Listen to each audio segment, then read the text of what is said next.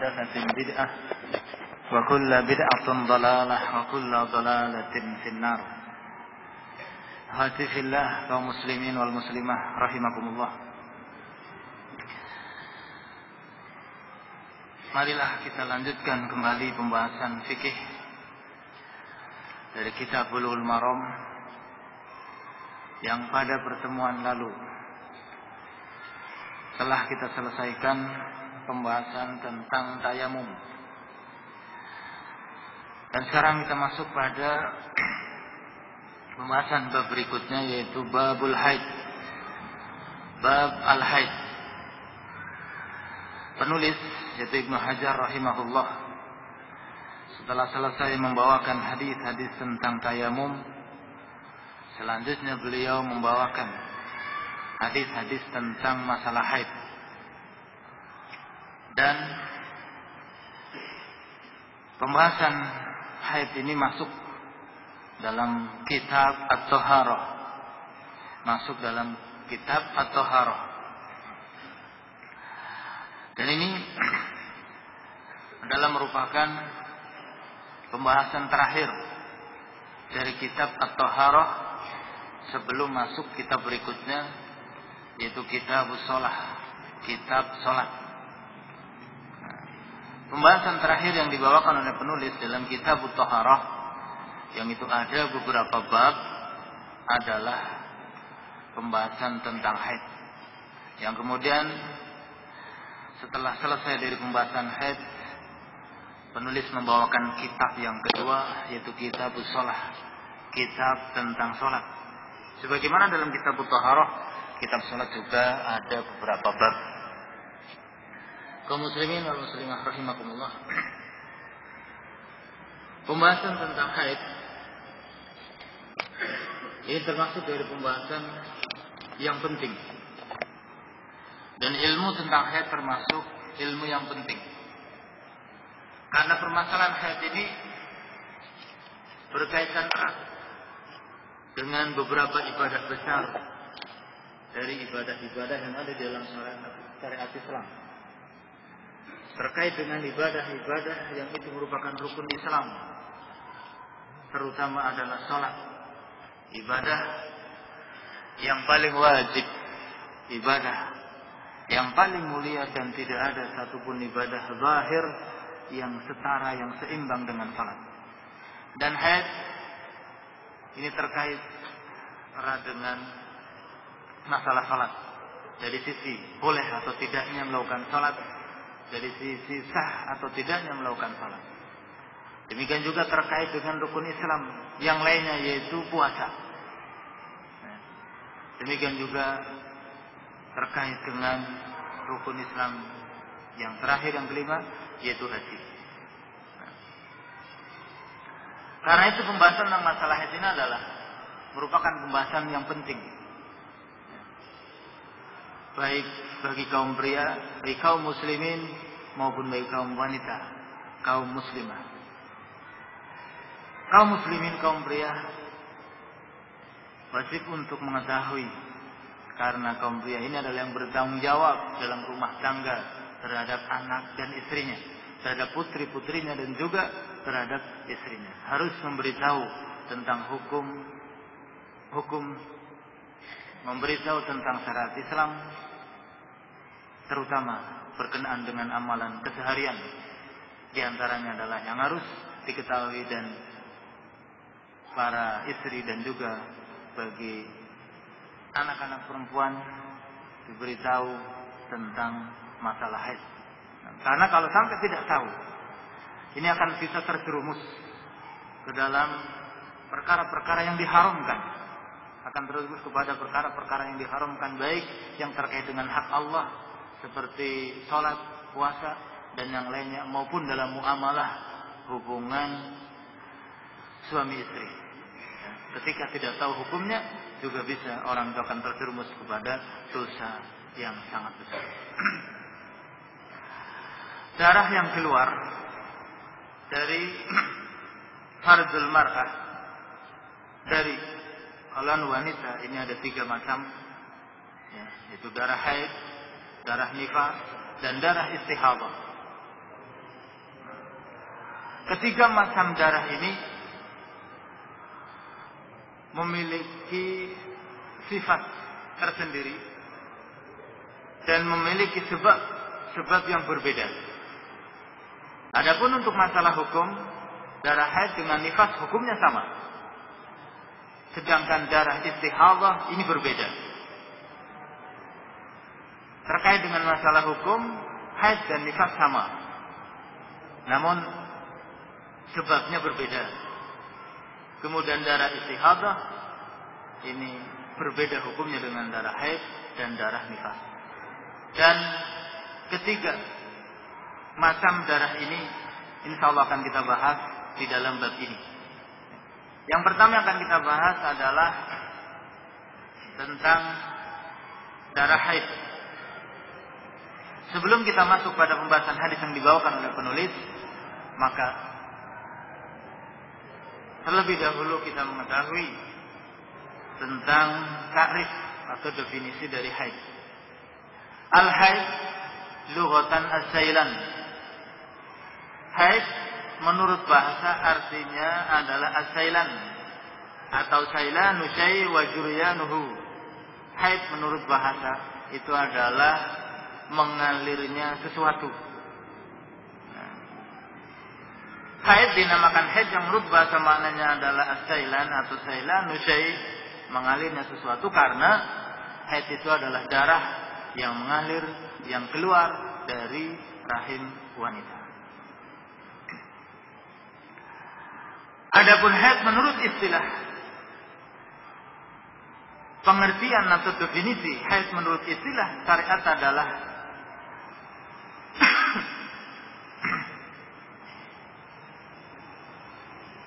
damun yurkhihi rahmul mar'ati ba'da bulughiha fi awqatin mu'tadatin. Haid menurut istilah syariat adalah darah yang keluar dari rahim wanita atau yang dikeluarkan oleh rahim wanita setelah balik pada waktu-waktu tertentu atau waktu-waktu yang biasa keluar. Ini takrif atau definisi haid menurut istilah. Jadi haid menurut istilah syariat itu adalah darah. Dan darah ini adalah merupakan darah tabiat. Darah tabiat yang keluar dari rahim wanita setelah wanita itu balik, keluarnya pada waktu-waktu tertentu sebagaimana kebiasaan darah itu keluar. Sehingga dengan takrif, dengan definisi ini, bahwa darah haid itu atau haid itu adalah merupakan tabiat bagi wanita. Tabiatnya wanita ketika sudah balik, dia akan mengalami haid. Dan haid itu atau darah haid itu keluarnya adalah dari rahim wanita. Dari rahim wanita, tempat janin, kandungan wanita. Dari tempat itu keluarnya darah haid. Dan keluarnya itu adalah setelah balik pada waktu-waktu tertentu. Karena itu apabila darah keluar dari rahim wanita sebelum balik, sebelum wanita itu balik masih anak-anak, masih anak kecil, maka itu tidak disebut haid. Kalau keluarnya itu atau darah yang keluar itu bukan darah tabiat, maka itu juga tidak disebut haid. Demikian juga kalau keluar di luar waktu-waktu tertentu yang wanita itu sudah biasa keluar darah haidnya, juga bukan disebut darah haid. Lah haid itu adalah merupakan ketetapan Allah Subhanahu wa taala untuk kaum wanita. ketetapan Allah Subhanahu wa taala untuk kaum wanita. Dan haid itu terjadi sejak wanita yang pertama. Sejak wanita yang pertama, yaitu Hawa, istrinya Nabi Adam, itu sudah mengalami haid. Sebagaimana hal ini disebutkan oleh Ibnu Abbas radhiyallahu anhu, dan juga disebutkan di dalam hadis yang diriwayatkan oleh Imam Bukhari, bahwasannya ketika Aisyah radhiyallahu anha berangkat haji bersama Rasulullah, ketika sudah sampai tempat yang namanya Al-Baidah, Aisyah radhiyallahu anha mengalami haid. Kemudian Aisyah radhiyallahu anha menangis. Menangis karena dia khawatir bahwa wanita yang sedang haid itu tidak boleh haji dan tidak sah hajinya. Karena itu Rasul sallallahu alaihi wasallam menemui dan menyatakan, innahu syai'un qad katabahu Allahu ala banati Adam, if'ali ma yaf'alul hajj illa an tatufa bil bait. Kalau illa an tatufi bil bait. Sesungguhnya haid itu adalah sesuatu yang telah Allah tetapkan untuk kaum wanita. Karena itu lakukan olehmu haji, lakukan olehmu amalan-amalan haji sebagaimana yang lain. Hanya saja kamu tidak diperbolehkan untuk tawaf di Ka'bah. Sehingga berdasarkan hadis ini menunjukkan bahwa haid itu adalah merupakan ketetapan Allah untuk kaum wanita. Dan haid ini terjadi sejak wanita yang pertama. Sejak wanita yang pertama, yaitu istrinya Nabi Adam, Hawa, itu sudah mengalami haid. Karena itu memang ketentuan Allah Subhanahu wa taala untuk kaum wanita. Dan hadis tadi juga menunjukkan bahwa wanita yang sedang haid itu diperbolehkan untuk haji dan sah hajinya. Hanya saja tidak boleh tawaf. Haram untuk tawaf, dan nanti tawafnya adalah setelah suci dari haid. Dan Aisyah radhiyallahu anha waktu itu belum tahu. Dia kira bahwa wanita yang haid itu tidak boleh dan tidak sah menunaikan ibadah haji. Maka Rasul sallallahu alaihi wasallam memberitahu hukum wanita haid berkaitan dengan haji. Dan haid ini adalah merupakan ketetapan Allah untuk kaum wanita yang itu adalah sebagai makanan untuk janin ketika wanita itu hamil. Karena itu pada umumnya wanita yang hamil itu tidak mengalami haid, karena memang itu adalah untuk makanan janin. Nanti begitu melahirkan, maka darah itu akan keluar yang disebut dengan nifas. Nah, baik, kita masuk pada pembahasan hadis yang pertama di dalam bab haid, atau hadis yang ke-149 dari awal. An Aisyah radhiyallahu anha anna Fatimah binta Abi Hubaysh kanat tustahab. Dari Aisyah, semoga Allah meridainya, bahwa Fatimah bintu Abi Hubaysh beliau mengalami istihadah, itu pendarahan. Faqala laha Rasulullah sallallahu alaihi wasallam, maka Rasulullah sallallahu alaihi wasallam bersabda kepadanya, inna damal haidhi damun aswadu yu'raf. Sesungguhnya darah haid itu adalah darah yang hitam yang sudah diketahui, dikenal. Fa kana dzalika famsiki anis salati. Maka apabila darah yang keluar itu darah tersebut, maka tahanlah olehmu salat. Wa idza kana al-akharu fatawadda'i wa shalli. Maka apabila darah yang keluar itu darah yang lain, bukan darah yang hitam, maka berwudulah kamu dan sholatlah.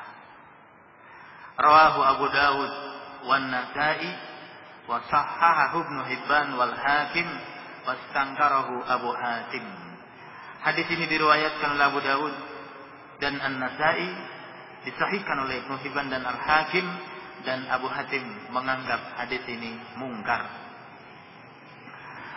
Dari Aisyah, semoga Allah meridainya, bahwa Fatimah bintu Abi Hubaysh mengalami istihadah, mengalami pendarahan. Maka Rasulullah sallallahu alaihi wasallam bersabda kepadanya, sesungguhnya darah haid itu adalah darah yang hitam yang sudah dikenal, yang sudah diketahui. Maka apabila darah yang keluar itu adalah darah tersebut, maka tahanlah olehmu sholat. Maka apabila darah yang keluar itu darah yang lain, maka berwudulah kamu dan sholatlah. Hadis diriwayatkan Abu Dawud dan An-Nasa'i, disahihkan oleh Ibnu Hibban dan Al-Hakim, dan Abu Hatim menyatakan hadis ini atau menganggap hadis ini mungkar. Hadis mungkar, hadis dhaif, menyelisih yang sahih. Di kalangan para ulama tentang kedudukan hadis ini ada beda pendapat, ada yang menyatakan sahih, ada yang menyatakan dhaif, atau bahkan ada yang menyatakan mungkar.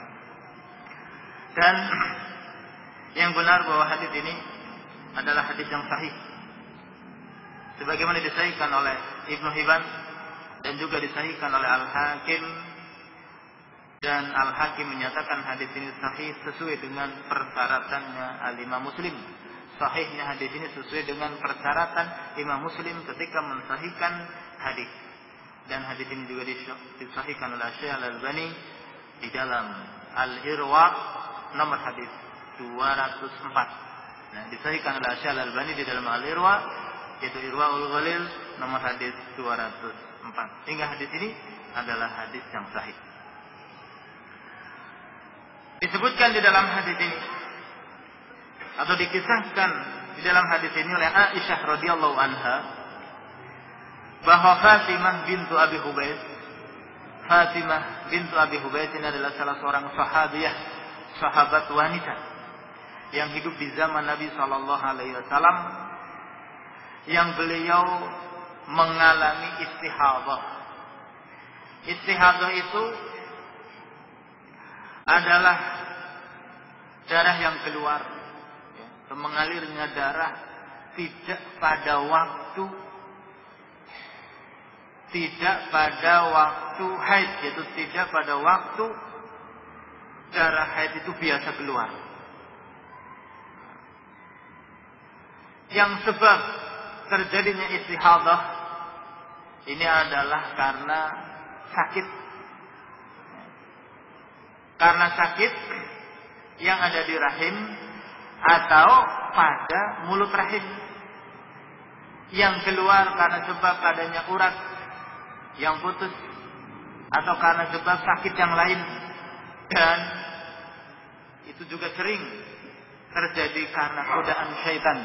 Syaitan sengaja menggoda wanita agar supaya wanita itu keluar darah, tapi itu bukan darah haid, sehingga dengan itu akan dianggap haid, sehingga wanita itu meninggalkan sholat dan terjatuhlah pada dosa yang sangat besar. Nanti di hadis berikutnya akan kita baca bahwa di antara godaan syaitan terhadap wanita itu adalah membuat wanita itu pendarahan, sehingga dia tidak bisa membedakan haid atau bukan haid. Yang seringnya ketika tidak tahu, dia itu akan meninggalkan sholat, menganggapnya sebagai haid, padahal dia masih wajib untuk sholat karena yang keluar bukan darah haid. Itu istihadah. La Fatimah bintu Abi Hubaysh mengalami istihadah, mengalami pendarahan yang itu bukan haid, keluar tidak pada waktu-waktu tertentu yang wanita itu biasa haid, tapi keluar karena penyakit, baik penyakit yang ada di dalam rahim atau di mulut rahim, karena urat yang putus atau karena penyakit yang lain. Maka Rasul sallallahu alaihi wasallam memberikan bimbingan kepadanya untuk membedakan antara darah haid dengan darah istihadah. Rasul sallallahu alaihi wasallam beliau menyatakan sesungguhnya darah haid itu darah yang warnanya hitam, merah kehitaman, yang itu yu'raf, dikenal, diketahui, maklum tentang darah haid. Kalau yang keluar darah itu adalah darah tersebut, yaitu yang merah kehitaman, yang wanita itu sudah paham karena punya sifat yang berbeda dengan yang lainnya, dari sisi baunya, dari sisi sifat-sifat yang lain itu berbeda. Kalau yang keluar darah itu darah seperti itu, maka tahan olehmu sholat. Artinya kamu berhenti dari sholat, jangan melakukan sholat. Karena wanita yang haid itu haram untuk sholat. Bukan saja tidak sah sholatnya, tapi haram untuk sholat. Kalau sampai melakukan sholat berdosa. Kemudian selanjutnya beliau menyatakan, tetapi kalau yang keluar itu bukan darah seperti itu, warnanya merah, ya. Dari sisi sifatnya yang lain berbeda, ya. Maka kamu tetap wudu dan kamu sholat. Itu berarti darah istihadah, di mana wanita ketika mengalami pendarahan, mengalami istihadah, maka tetap wajib untuk sholat, sehingga tetap wudu dan sholat pada waktu-waktu sholat. Sehingga hadis ini dibawakan oleh penulis di sini, oleh Ibnu Hajar, adalah untuk menjelaskan tentang darah haid, untuk menetapkan hukum darah haid, di mana darah haid itu adalah merupakan darah tabiat. Tabiatnya wanita adalah mengalami haid yang keluar pada waktu-waktu tertentu yang sudah biasa setelah masa dewasa, setelah balik.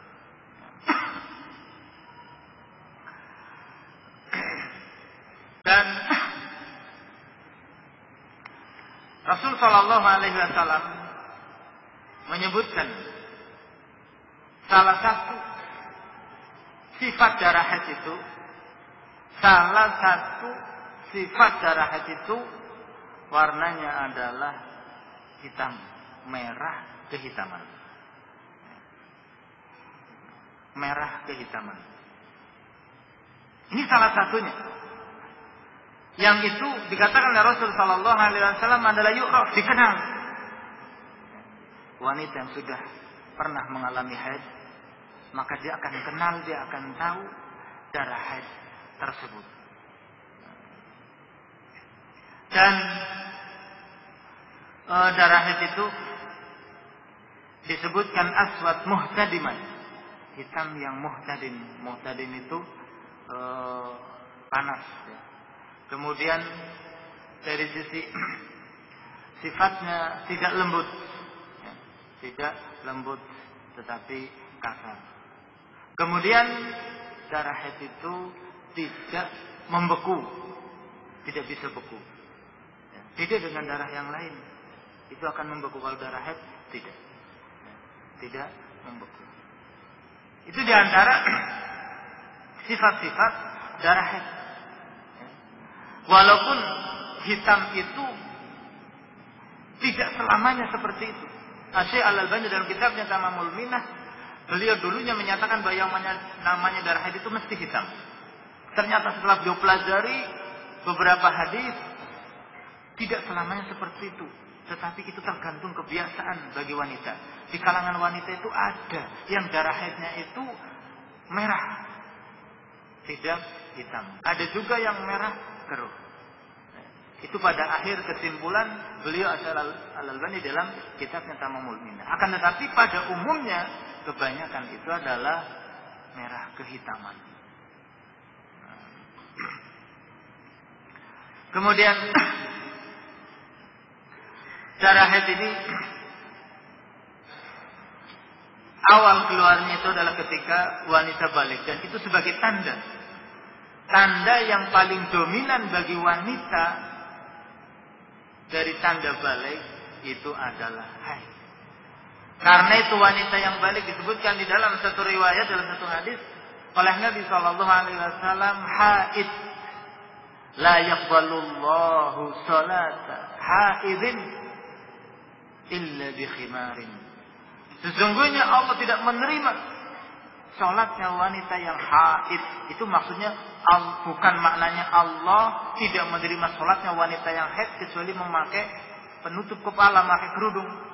Bukan begitu maksudnya. Tetapi maknanya adalah Allah tidak menerima salatnya wanita yang sudah balik.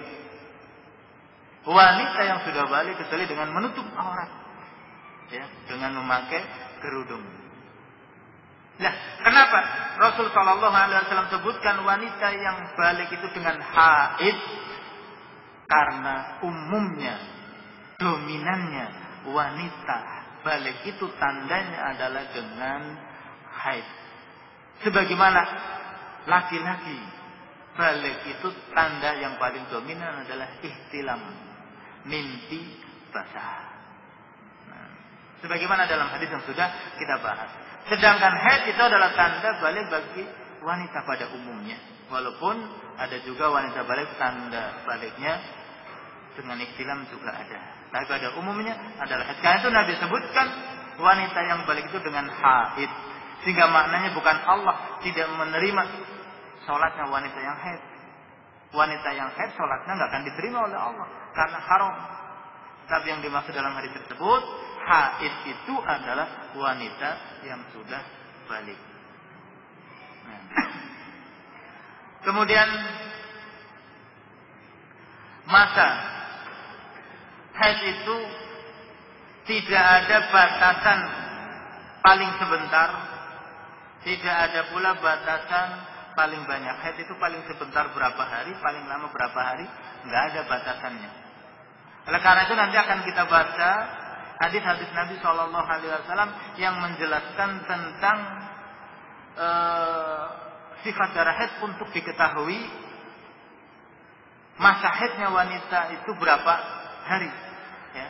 Karena batas paling sedikit itu nggak ada. Haid paling sebentar 3 hari nggak ada. Bisa jadi 3 hari, bisa juga 2 hari, mungkin juga 1 hari. Ya. Walaupun umumnya berkisar antara 6 dan 7. Dan nanti akan dibawakan oleh penulis oleh Ibnu Hajar di sini tentang keumuman wanita itu haid adalah 6 atau 7 hari, itu keumumannya. Tapi itu bukan sebagai pembatas. Bukan sebagai pembatas. Sehingga batas paling sedikit, batas paling banyak waktu haid itu tidak ada. Sebagaimana disebutkan oleh Ibnul Munzir. Dan itu juga dinyatakan atau dipilih oleh Syekhul Islam rahimahullah, dan itu dinyatakan oleh Shalih bin Utsaimin huwa shawab, itu adalah yang benar. Sebagaimana hal itu ditunjukkan oleh Al-Quran dan juga oleh Sunnah. Al-Quran dan Sunnah tidak menetapkan batas haid paling sebentar, batas haid paling lama. Al-Quran dan Sunnah tidak membatasinya, tidak menyebutkannya. Oleh karena itu, untuk mengetahui haid atau bukan haid, berapa lama dan berapa batas paling sebentar haid adalah dengan mengetahui sifat-sifat darah haid. Karena terkadang darah haid itu keluar waktunya itu berbarengan dengan istihadah. Ada orang pendarahan yang terus keluar darah, dalam sebulan keluar darah terus, dan itu keluarnya darah bukan haid tetapi itu istihadah. Namun di sela-sela istihadah itu ada masa haid, dan ini harus diketahui dan harus dibedakan. Sebab kalau tidak itu akan berbahaya, nanti akan bisa mengerjakan salat di masa haram untuk salat yaitu masa haid, atau meninggalkan salat di masa yang diwajibkan untuk salat. Ya. Sehingga penting untuk mengetahui sifat darah haid untuk menetapkan masa haid atau bukan masa haid. Di antara sifat darah haid yang disebutkan oleh Rasul Shallallahu Alaihi Wasallam dalam hadis ini adalah sifatnya hitam, merah kehitaman, dan itu yu'raf, dikenal, artinya dikenal oleh kaum wanita. Ya. Dari sisi bau itu berbeda dengan darah yang lainnya. Dari sisi warna berbeda. Kemudian dari sisi sifat yang lain, kasar dan lembutnya juga berbeda.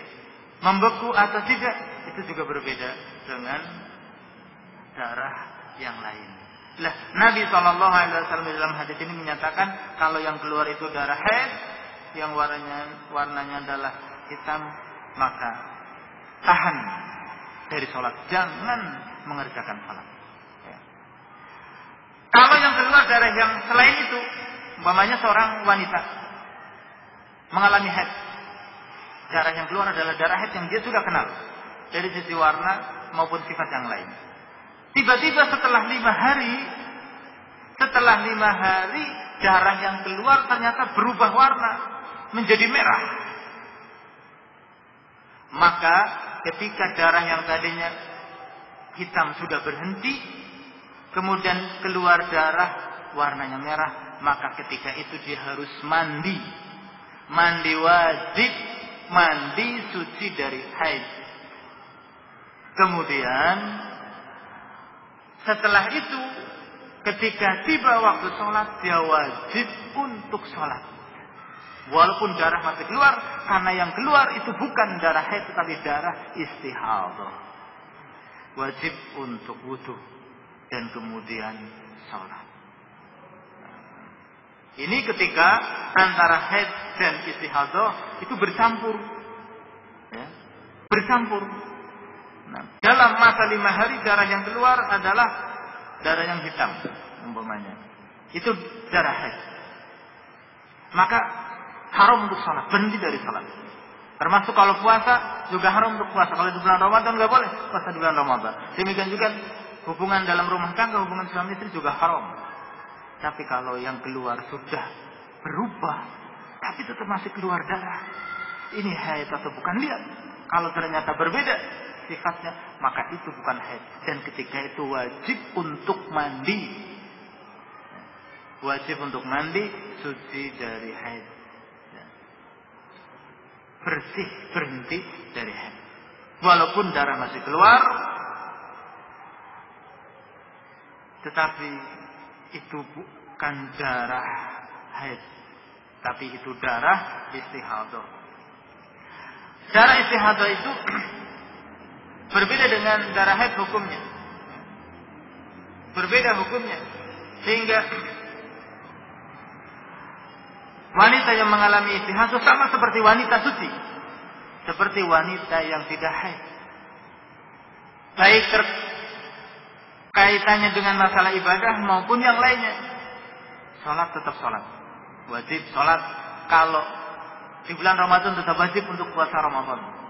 Demikian juga masalah hubungan suami istri, bagi yang sudah berkeluarga juga tidak haram, diperbolehkan. Dan itu disebutkan di dalam beberapa riwayat. Oleh karena itu, hadis ini juga sebagai dalil tentang wujudul istihadah fi ba'd nisa, adanya istihadah pada sebagian wanita, yaitu pendarahan, darah yang keluar karena penyakit, bukan darah haid. Nah, dan itu berbeda sifat dengan sifat darah haid. Nah, dan darah istihadah hukumnya berbeda dengan hukum darah haid. Nah, kalau darah haid itu najis, darah istihadah itu tidak najis. Kemudian yang mengalaminya, wanita yang mengalami haid itu dalam keadaan tidak suci. Tetapi wanita yang mengalami istihadah, mengalami pendarahan, dia hukumnya adalah wanita dalam keadaan suci, sehingga dia melakukan amalan-amalannya wanita yang suci dari haid. Dan istihadah ini adalah merupakan satu macam dari macam penyakit. Nah, darah yang keluar dikarenakan sebab penyakit. Dari hadis ini kita mengetahui salah satu sifat darah haid untuk kita bedakan dengan yang lainnya. Kemudian kita lanjutkan hadis berikutnya. Hadis yang ke-150. Wa fi hadits Asma binti Umais inda Abi Dawud. Dan pada hadis Asma bintu Umais pada riwayat Abu Dawud. Wal tajlis fi mirkanin. Hendaknya engkau atau hendaknya dia itu berendam, duduk berendam pada bejana yang besar. Fa idza ra'at sufratan fawqal ma', kalau dia melihat warna kekuningan di permukaan air, fal taghtasil lidzuhri wal 'asri ghuslan wahidan, maka hendaknya dia mandi untuk salat zuhur dan asar dengan satu kali mandi. Wa taghtasilu lil maghrib wal isya ghuslan wahidan, dan hendaknya dia mandi untuk salat maghrib dan isya satu kali mandi. Wa taghtasilu lil fajri ghuslan wahidan, dan hendaknya dia mandi untuk salat subuh satu kali mandi. Wa tatawaddau fi ma baina dzalik, dan hendaknya dia wudu di antara itu. Dan pada riwayat Asma bintu Umais pada riwayat Abu Dawud, hendaknya dia berendam, duduk berendam pada bejana yang besar, tempat air yang besar. Apabila dia melihat warna kekuning-kuningan di permukaan air, maka hendaknya dia mandi untuk salat zuhur dan asar satu kali mandi, mandi untuk salat maghrib dan isya satu kali mandi, mandi untuk salat subuh satu kali mandi, dan dia berwudu di antara hal itu. Hadis ini juga hadis sahih disahihkan oleh Al-Albani dalam Sahih Abi Daud nomor hadis 292 dan di dalam Al-Mishkah nomor hadis 562. Hadis ini juga menjelaskan tentang cara mengetahui dan cara membedakan antara darah haid dan darah istihadah. Disebutkan di dalam hadis ini, wanita yang dia mengalami istihadah tapi bercampur dengan haid, cara mengetahuinya duduk di air, berendam di air, ya, bejana air. Kalau muncul warna kekuning-kuningan di atas permukaan air, itu berarti istihadah. Kalau bukan, berarti haid. Dan penjelasan lebih lanjut untuk masalah ini insyaallah, atau mudah-mudahan kita bisa melanjutkan pada pertemuan yang akan datang. Dan kita cukupkan sampai di sini dulu pertemuan kali ini. Subhanakallahumma wa bihamdika asyhadu an la ilaha illa anta astaghfiruka wa atubu ilaik. Assalamualaikum warahmatullahi wabarakatuh.